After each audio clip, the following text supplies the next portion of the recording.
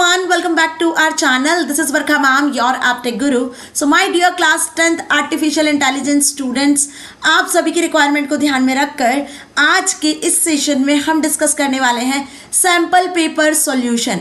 Artificial intelligence का sample paper release हो चुका है।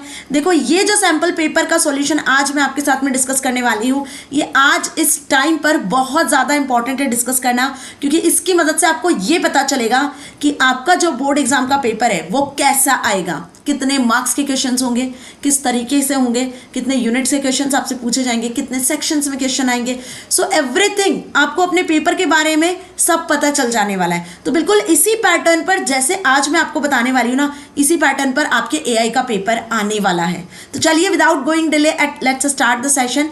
यदि अभी तक भी चैनल को सब्सक्राइब नहीं किया, वीडियो को लाइक नहीं किया, then what is your waiting for, go and subscribe the channel so that आगे आने वाले इंपॉर्टेंट से सेशंस के नोटिफिकेशंस आपको मिल सके, और साथ ही साथ लाइव मैराथन्स के लिए रेडी हो जाओ, क्योंकि रेगुलरली आपके लाइव मैराथन्स चल रहे हैं।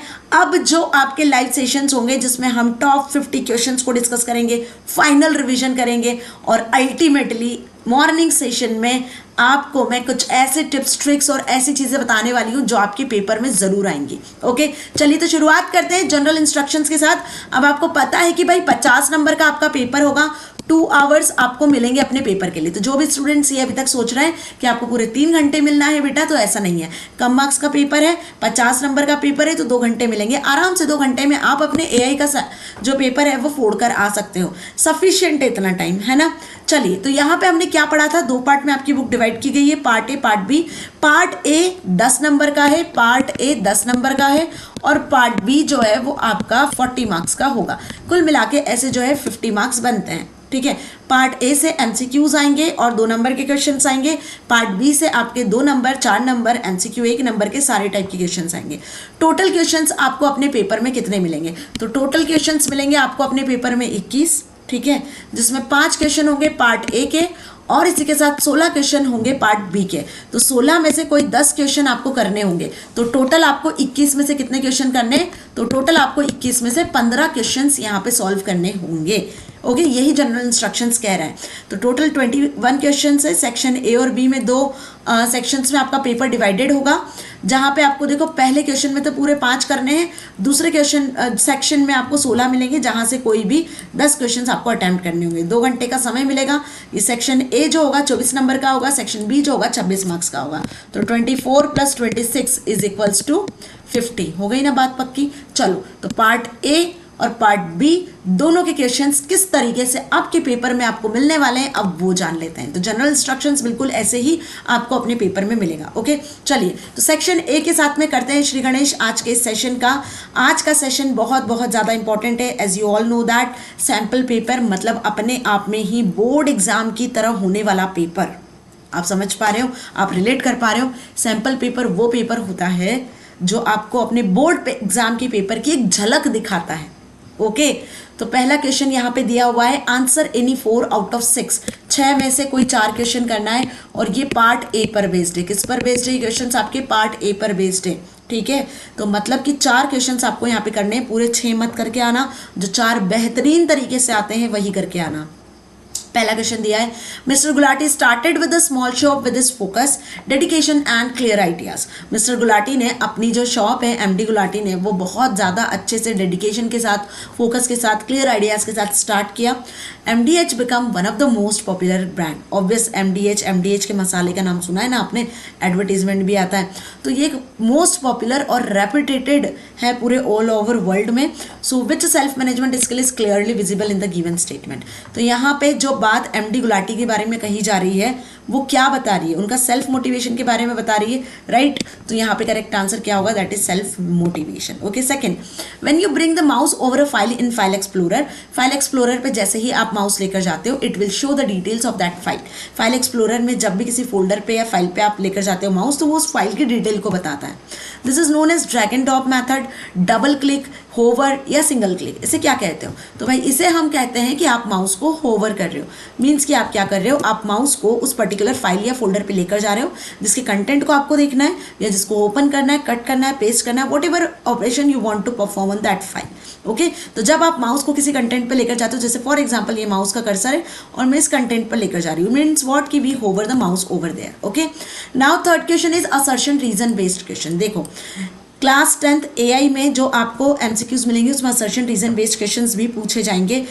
तो आज के लाइव सेशन में आपको असर्शन रीजन के क्वेश्चंस भी मिल जाएंगे जो मैं आपको सॉल्व करवाने वाली हूँ। तो आज का लाइव सेशन बिल्कुल भी मिस मत करना, जिसमें टॉप 50 क्वेश्चंस में हम असर्शन रीजन को भी सॉल्व करने वाले हैं।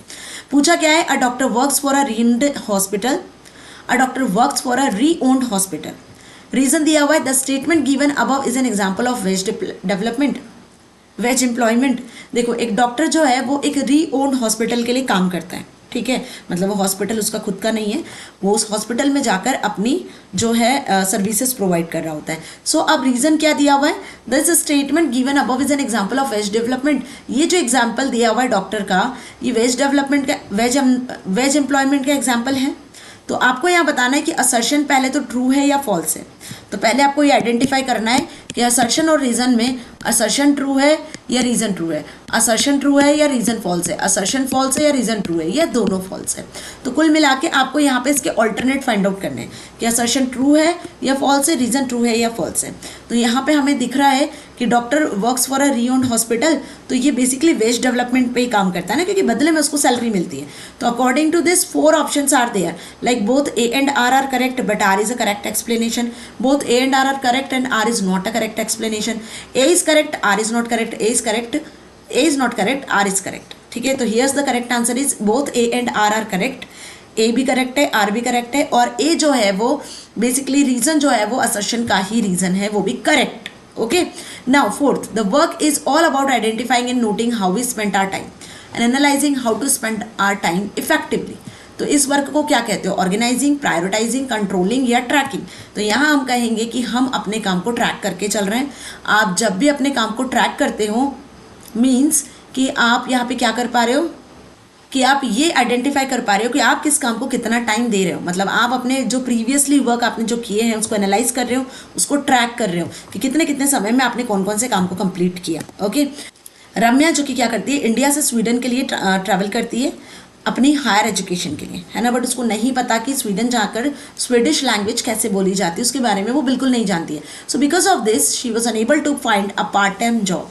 अब इसकी वजह से वो कोई भी पार्ट टाइम जॉब वहाँ स्वीडिश में फाइंड आउट नहीं कर पा रही है। ओके, क्योंकि वहाँ पे लैंग्वेज ये बात की, क्योंकि इसी लैंग्वेज में वहाँ बात की जाती है। So this is an example of ये किस तरीके का बैरियर होगा, इंटरपर्सनल, फिजिकल, ऑर्गेनाइजेशनल या लिंग्विस्टिक।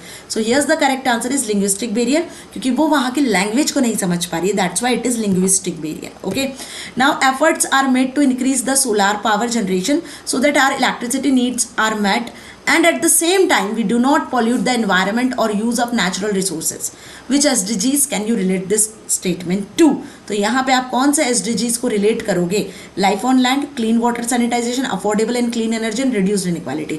तो भाई यहाँ बात की जा रही है solar power generation, electricity needs to met ना, तो यहाँ पे हम बात करेंगे अफोर्डेबल एंड क्लीन एनर्जी की। ओके, तो यहाँ पे सेक्शन ए के पहले क्वेश्चन के 6 क्वेश्चन कंप्लीट होते हैं, 6 में से कोई 4 ही आपको करके आने, बस इस बात का ध्यान रखना। ये पार्ट ए के क्वेश्चन थे। अब मूव कर रहे हैं क्वेश्चन नंबर 2 पर, जिसमें 6 में से कोई 5 करने होंगे और ये होंगे आपके पार्ट बी के क्वेश्चंस। मतलब कि यहाँ अब जो क्वेश्चंस आपको मिलेंगे वो आपके पार्ट बी के होंगे। पार्ट बी में आपकी जो यूनिट्स है, introduction to AI project cycle, natural language processing, data science, computer vision, evaluation, in particular units के क्वेश्चन अब आपको मिलेंगे। ओके, तो 6 में से कोई 5 बेहतरीन क्वेश्चन जो आपको बन जाएंगे एमसीक्यूज, वही अटेम्प्ट करना। Again here one is assertion and other is reason. तो भाई असर्शन रीजन का क्वेश्चन भी एग्जाम में मिलेगा। One can be good singer while other can be a great athlete. Human possesses different types of intelligence but at different level. देखो बहुत आसान question दिया हुआ है कि कोई एक पर्सन तो अच्छा सिंगर हो सकता है, कोई दूसरा पर्सन बहुत अच्छा एथलीट हो सकता है। अब कोई एक पर्सन में सारी क्वालिटी हो, आप अच्छा गा भी सकते हो, डांस भी कर सकते हो, पढ़ाई भी कर सकते हो, मैथ्स भी अच्छा है, हिंदी भी अच्छा है, कम्युनिकेशन स्किल भी अच्छा है, सारी क्वालिटी किसी एक बंदे में नहीं होती है ना, वीकनेसेस भी होती हैं। तो हमें असर्शन तो ट्रू लग रहा है कि येस कोई एक बंदा अच्छा गा सकता है, कोई दूसरा बंदा अच्छा एथलीट में हो सकता है। अब इसका रीजन क्या दिया हुआ है, humans possesses different types of intelligence but at different level. Yes, this is the correct reason of this कि ह्यूमंस के पास में अलग अलग इंटेलिजेंस होती है। तो भाई यहाँ पे दोनों ही ट्रू हैं। पहली बात, और इसका रीजन क्या है, आंसर क्या है, both A and R correct and R is the correct explanation of A. Okay, यदि ये रीजन गलत होता तो ये इसका करेक्ट एक्सप्लेनेशन नहीं होता। Okay, now the Indian government band a few apps स्टेटिंग servers in the hostile nation and receiving end using the acquired data improperly, which terminology suits best for this action. तो Indian government ने ban किया हुआ है कुछ ऐसी applications that servers in the hostile nation are receiving and using the acquired data improperly. Clear? So here AI ethics is the correct answer, data privacy, AI base और AI access. So yes, the correct answer is data privacy. Data की privacy बनी रहे, इसीलिए government ने क्या किया है, कुछ applications को बैन किया हुआ है। Understand? Statement 1 and statement 2. Again there are statement based questions. There are 4 layers in neural network. क्या न्यूरल नेटवर्क में 4 लेयर्स होती है? बिल्कुल नहीं, न्यूरल नेटवर्क में 3 लेयर्स होती है। तो यहाँ पे स्टेटमेंट 1 इज फॉल्स, है ना। अब वो 3 लेयर कौन सी होती है? Input layer, hidden layer and output layer. The first layer of neural network is known as output layer. पहली ही लेयर को क्या हम आउटपुट लेयर बोलते हैं? तो फॉल्स। तो भाई दोनों ही स्टेटमेंट इनकरेक्ट है। So what is the correct answer? B, that is both the statements are incorrect. देखो यहाँ पे ये गलत लग चुका है मुझसे मार्क, तो यहाँ पे करेक्ट आंसर होगा that is both the statements are incorrect. Neural network में 3 लेयर्स होती है और यहाँ पे आप देखना कि ये जो 3 लेयर्स होती है उसमें सबसे आखिरी वाली जो लेयर होती है वो क्या होती है? सबसे लास्ट वाली जो लेयर होती है वो आपकी आउटपुट लेयर होती है, ना कि फर्स्ट लेयर। इनपुट लेयर होती है, हिडन लेयर होती है और इसके बाद आउटपुट लेयर होती है ना। तो ये बाय मिस्टेकनली मुझसे यहाँ पे रॉन्ग टिक हो गया। Correct answer is B. Clear? Now observe the given graph and fill in the blank. Given graph क्या होगा और इसका फिलअप क्या होगा, ये आपको फिल करना है। ग्राफ देखो क्या दिया हुआ है, कुछ इस तरीके से ग्राफ दिया हुआ है, डेटा साइज दिया हुआ है जो कलेक्ट किए हैं और इसकी परफॉर्मेंस भी कैलकुलेट की हुई है। अब यहाँ पे जो ब्लू कलर की लाइन है वो लार्ज एनएन को डिनोट कर रही है, मतलब लार्ज न्यूरल नेटवर्क को। ग्रीन कलर का लाइन मीडियम न्यूरल नेटवर्क को डिनोट कर रहा है। रेड कलर की लाइन डिनोट कर रही है ट्रेडिशनल मशीन लर्निंग मेथड को, और ऑरेंज कलर की जो लाइन है वो डिपिक्ट कर रही है स्मॉल न्यूरल नेटवर्क को। तो dash is the neural network better, it's the performance. Performance के अकॉर्डिंग देखा जाए तो सबसे जो बड़ी लाइन है, जो हाइट में सबसे ज़्यादा लाइन है वही बेस्ट है, मतलब लार्ज न्यूरल नेटवर्क वाली जो लाइन है वो बेस्ट है, उसकी परफॉर्मेंस सबसे ज़्यादा अच्छी है। So what is the correct answer? Larger. Okay, larger नहीं, इट्स लार्ज एनएन, है ना। क्या आप लिखोगे यहाँ पर? Large NN is the correct answer. Okay, dash is simple file format that stores data separated by commas. Options में से देख के बताओ कि कौन सा फाइल फॉर्मेट है जिसमें जो डेटा होता है वो कॉमा से सेपरेट किया जाता है। क्या जेपीजी फाइल होती है, डॉक्यूमेंट फाइल होती है, सीएसवी या पीएनजी? तो जेपीजी, डॉक और पीएनजी तो अलग फाइल्स होती है ना। इसमें कुछ इमेजेस होती है, कुछ डॉक्यूमेंट्स होते हैं, लेकिन यहाँ पे सीएसवी का फुल का फॉर्म होता है कॉमा सेपरेटेड फाइल। याद रखना, ये आपसे एमसीक्यूज में भी पूछ सकते हैं, मतलब फुल फॉर्म्स में कॉमा सेपरेटेड वैल्यूज। ओके, तो यहाँ टैबुलर डेटा जो होता है, जैसे सपोज मैंने लिखा 101 राम और उसका सपोज मैंने फीस लिख दी 7000, तो ये कॉमा से सेपरेट होती है बजाय कोई टेबल के। ठीक है, तो सीएसवी फाइल्स क्या होती है? कॉमा सेपरेटेड वैल्यूज जो कॉमा से सेपरेट होती है। Now 6th, a corpus contains 4 documents in which the word diet was appearing once in the document 1, identifying the term in which we can categorize the word diet. समझ में आ रही है बात? अ corpus contain 4 document है, corpus में 4 document है जिसमें diet word को यूज किया गया है। ठीक है, जिसमें डाइट वर्ड क्या है, एक बार अपीयर हो रहा है। अब आपको वो टर्म बतानी है यहाँ पर जो डाइट वर्ड को कैटेगराइज कर सकती है। डाइट वर्ड स्टॉप वर्ड होगा, रेयर वर्ड होगा, फ्रिक्वेंट वर्ड होगा, रिमूवेबल वर्ड होगा। तो भाई यहाँ पे डाइट वर्ड सिर्फ एक ही बार यूज हुआ है ना, यहाँ लिखा हुआ है appearing once in a document, तो ये क्या होगा आपका? रेयर वर्ड होगा। क्या होगा? Rare word. ओके, जो बहुत बार आते हैं वो आपके फ्रिक्वेंट वर्ड होते हैं। ओके, बात समझ में आ रही है? और जो वर्ड्स बहुत कम बार यूज होते हैं वो रेयर वर्ड्स होते हैं। अब आ चुके हैं क्वेश्चन नंबर 3 पर। क्वेश्चन नंबर 2 में 6 में से कोई 5 अच्छे से अटैम्प्ट करना। क्वेश्चन नंबर 3 में भी सेम है, 6 में से ही कोई 5 आपको करने होंगे और ये क्वेश्चन भी आपको मिलेंगे पार्ट बी से ही। ओके, चलिए पहला क्वेश्चन दिया हुआ है, read the examples given below. Examples आपको दिए हुए हैं, इनमें से आपको बहुत ध्यान से एग्जाम्पल को पढ़ना है और फिर आपको बताना है कौन सा एआई नहीं है। पहले चैप्टर में हमने देखा था the device which are AI based और which are not AI based. तो जो इंटरनेट ऑफ थिंग्स होती है, जो सिर्फ इंटरनेट को कनेक्ट करने से चल जाते हैं, जिसमें कोई एल्गोरिदम, कोई प्रोग्रामिंग, कोई कोडिंग की जरूरत नहीं होती है, वो नॉट एआई होता है। लेकिन जिसमें algorithm, set of programming, coding, data से ट्रेन करना होता है मॉडल को, तो वो बेसिकली आपका कहलाता है एआई बेस्ड, है ना। तो नॉट एआई बताना है। Use ChatGPT to write email, भाई it is based on AI ना, इसमें चैटजीपीटी का यूज किया जा रहा है, उसको प्रॉपर ट्रेन किया गया है। Face unlock technology to mobile. अब सेकंड क्वेश्चन क्या दिया हुआ है, refer to the type of features that we want to collect. उन फीचर्स को आपको बताना है जो आप कलेक्ट करते हो। तो ऑब्वियसली बात है डेटा को हम कलेक्ट करते हैं, तो data features is the feature that we want to collect. और डेटा को कलेक्ट करने के लिए आप कैमरा, सर्वे, सेंसर्स, ऐसे बहुत सारे टेक्निक्स का यूज करते हो। Which of the following is an application of data science? Options में से देख के बताओ कौन सा डेटा साइंस का एप्लीकेशन है। Okay, text summarization, target advertisement, face lock in smartphones and email filters. So here's the correct answer is target advertisement. आई बात समझ में? क्योंकि यहाँ पे बात की जा रही है डेटा साइंस की, तो यहाँ पे आप अलग अलग वेबसाइट से, अलग अलग एप्लीकेशन से डेटा को कलेक्ट करते हो, उसको एनालाइज करते हो और फिर कोई डिसीजन लेने की कोशिश करते हो, right. Dash is the process of finding instances of real world object in images और वीडियोज। ओके, आपको यहाँ बताना है कि कौन सा ऐसा प्रोसेस है जिसमें आप रियल वर्ल्ड ऑब्जेक्ट्स को, इमेजेस को क्या कर सकते हो, इनको फाइंड कर पा रहे हो, इनके इंस्टेंस को फाइंड कर पा रहे हो। Image segmentation, object detection, classification, image segmentation. एक इंस्टेंस सेगमेंटेशन है, एक इमेज सेगमेंटेशन है। Here's the correct answer is object detection, क्योंकि यहाँ पे ना एक पर्टिकुलर इमेज दे दी जाती है।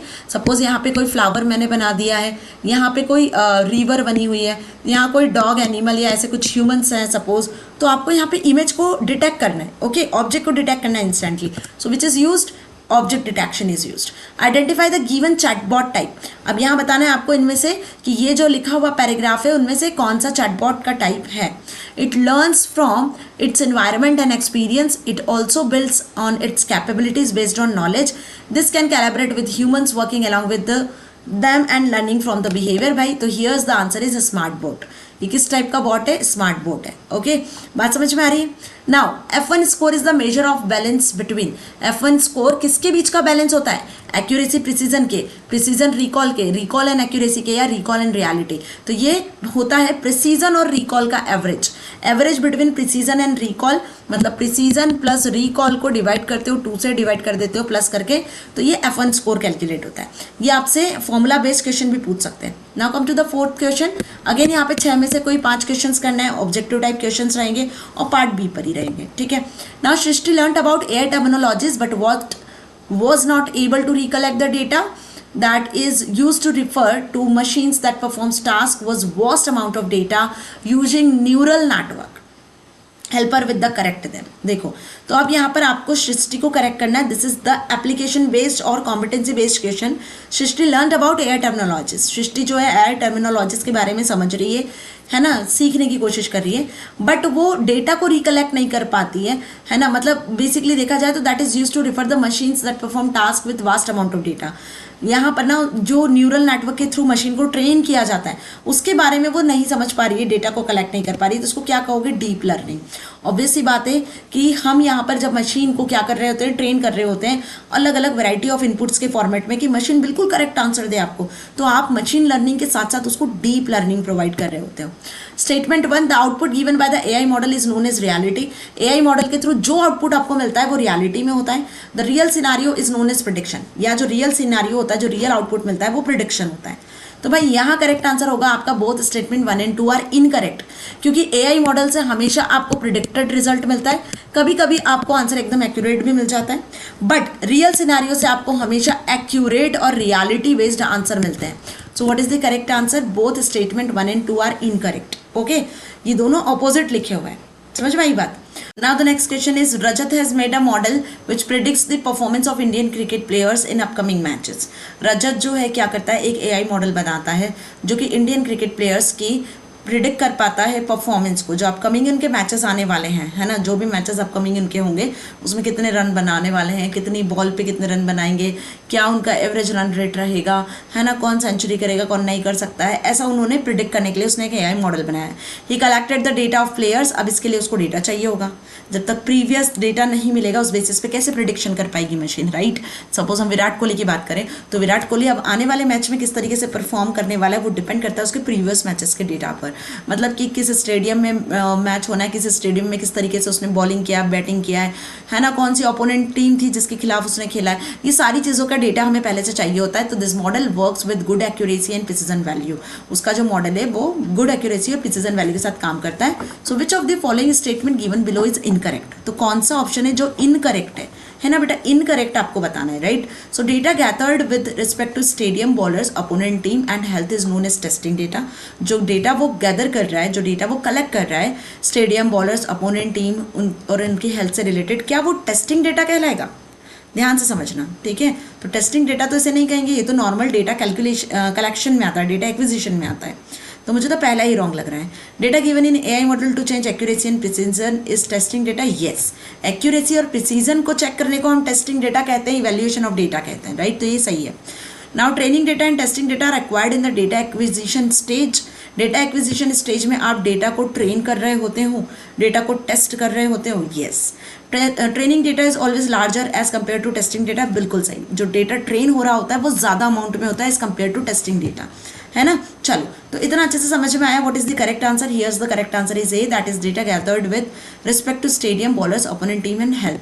ये कॉम्पिटेंसी बेस्ड क्वेश्चंस कहलाते हैं, ऐसे क्वेश्चन एग्जाम में आते हैं। How many channels does a colour image have?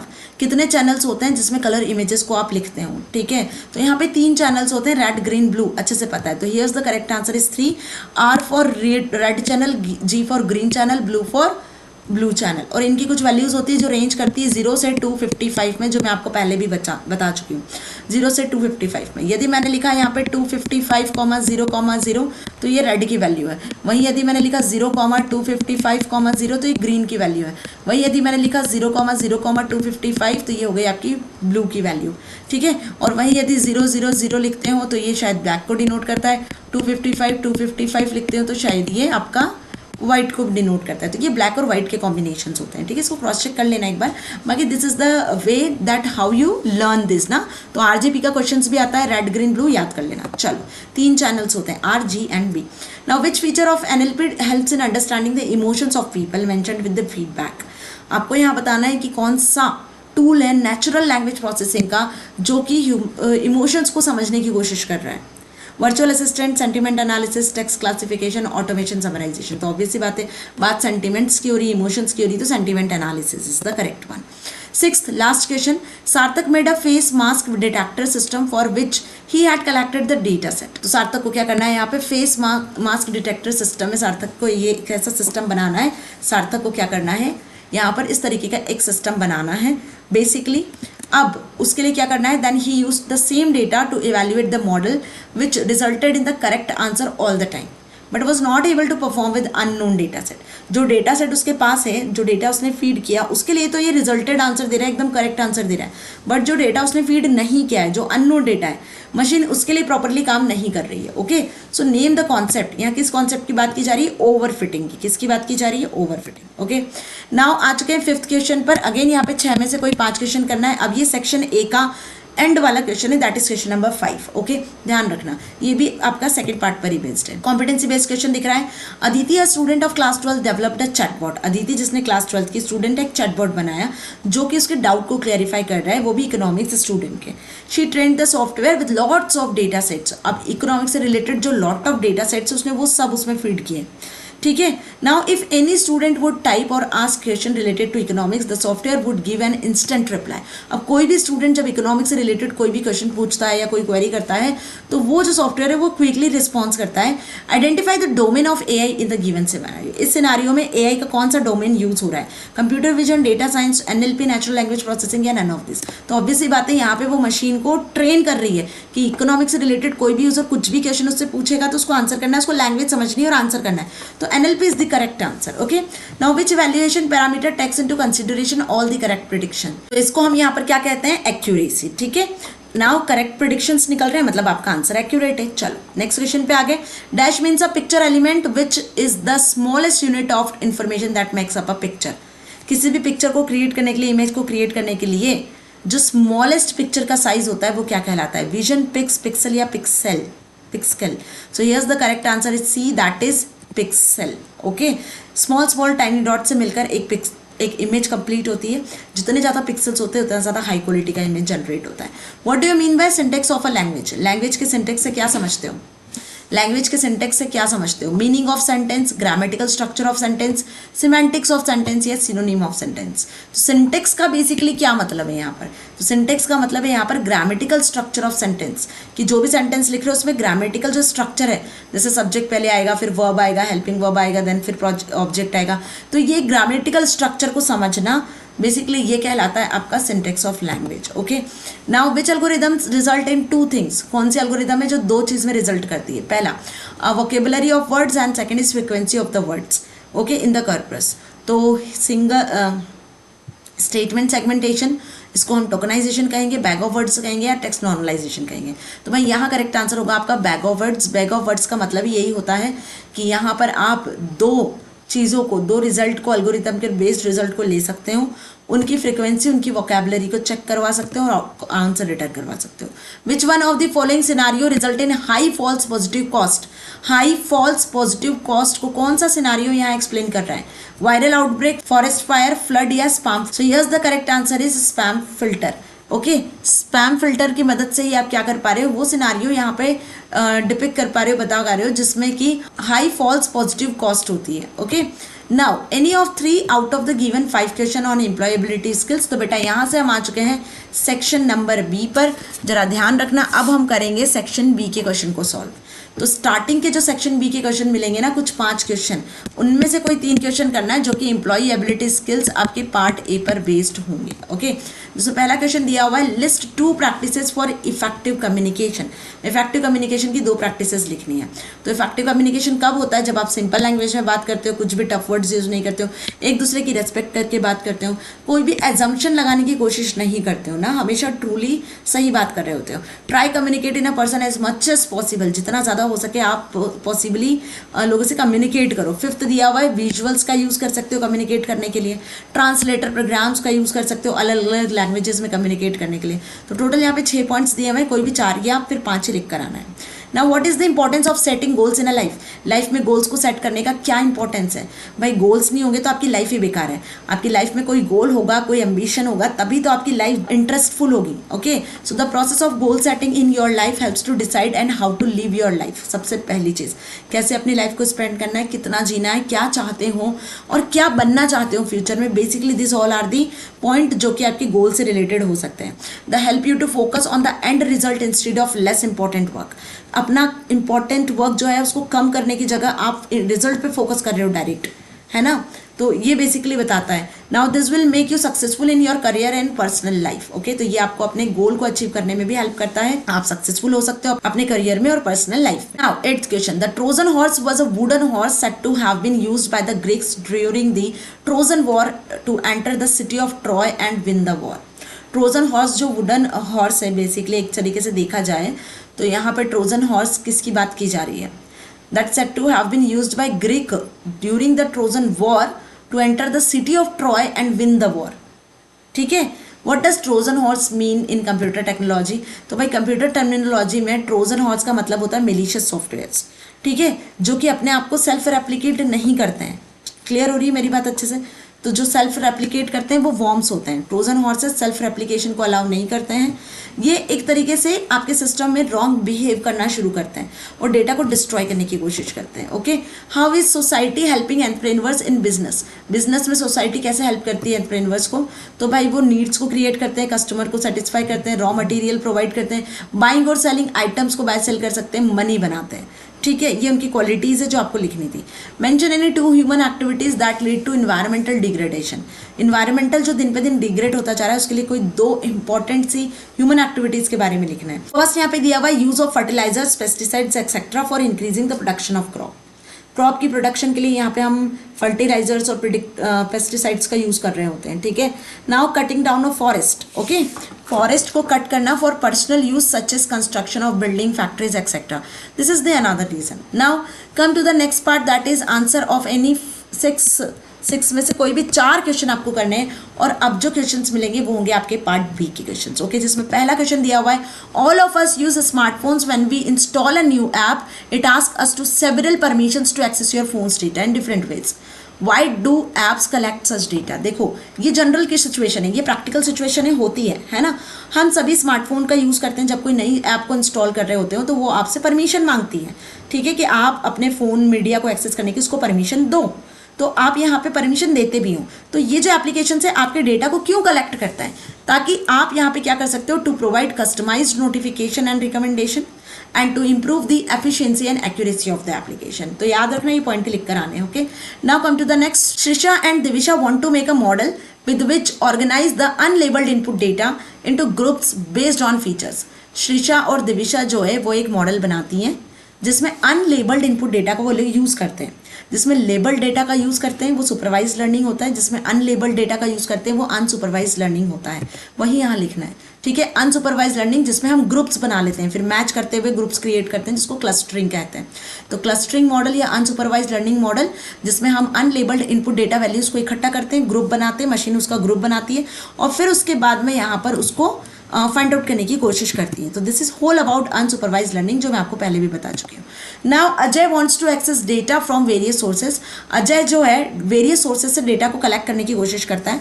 Suggest him to any 2 points that he needs to keep in mind while accessing data from any data source. किसी data source से data को access करने के पहले क्या points है जो आप उसको बताना चाहोगे। तो देखो, data which is available for public uses only should be taken up. जो पब्लिक यूज के लिए डेटा अवेलेबल है सिर्फ वही आपको लेना है, अदरवाइज आपको परमिशन लेनी पड़ेगी यदि आप कॉपीराइट मटेरियल यूज करते हो तो। Personal data set should only be used with the consent of owner. Obvious, जो पर्सनल डेटा यदि आपको यूज करना है तो उसके लिए आपको पहले ओनर से परमिशन लेनी होगी, फिर आप उसको यूज कर सकते हो, ठीक है। One should never breach someone's privacy. किसी ने यदि किसी डेटा को प्राइवेट करके रखा है तो आप उसको पब्लिक नहीं कर सकते हो, आपको उससे परमिशन लेनी होगी तब आप उसको यूज़ कर पाओगे। Data should only be taken from reliable source. जो भी डेटा कलेक्ट कर रहे हो वो रिलायबल सोर्स से हो, कोई भी रॉन्ग तरीके से या अनयूजेबल मैथड का यूज़ नहीं करना है। Reliable sources of ensure data is authenticity of data which help in proper training और AI मॉडल। अब ये रिलायबल सोर्सेज क्या होते हैं, मतलब यहाँ पे आप जो AI मॉडल बना रहे हो उसको प्रॉपरली ट्रेन किया जाता है ताकि वो यूज़र के हर एक क्वेश्चन का आंसर कर सके, उसको हेल्प कर सके। Data should be relevant to the problem. जो भी डेटा आप यहाँ पे कलेक्ट करते हो वो हमेशा आपकी प्रॉब्लम से रिलेवेंट ही होना चाहिए। ऐसा नहीं कि बात कर रहे हो आप राम की और पहुंच गए हो आप सलमान खान पर। बात समझ में आ गई। Now explain the term resolution with an example. Resolution को कैसे समझाओगे। देखो, आपका जो मॉनिटर स्क्रीन होता है वहाँ पे जो भी टेक्स्ट, पिक्चर्स, जो भी चीज़ दिखती है उसका रिजोल्यूशन से मेजर किया जाता है, जो कि पिक्सल से मिलकर बनती है। तो आप अपने मॉनिटर स्क्रीन को मेजर करते हो रिजोल्यूशन में, ओके और ये रिजोल्यूशन होता है पिक्सल्स में। तो resolution is an image refers to a number of pixels in an image across the width and height. For example, a monitor resolution is 1280 into 1024. This means there are 1280 pixels from one side of another is 1024 from the top to bottom. आई बात समझ में अच्छे से?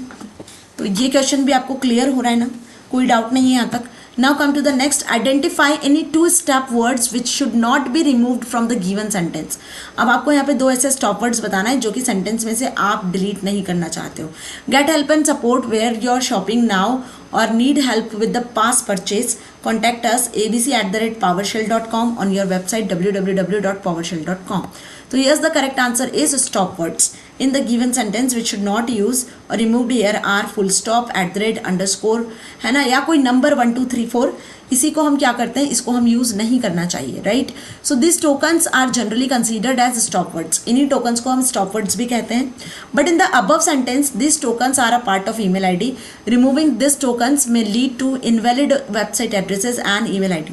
So these words should not be removed by और from the above statement. तो above statements में से हम इनको रिमूव नहीं कर सकते. Okay, now come to the next. Draw the confusion matrix for the following data.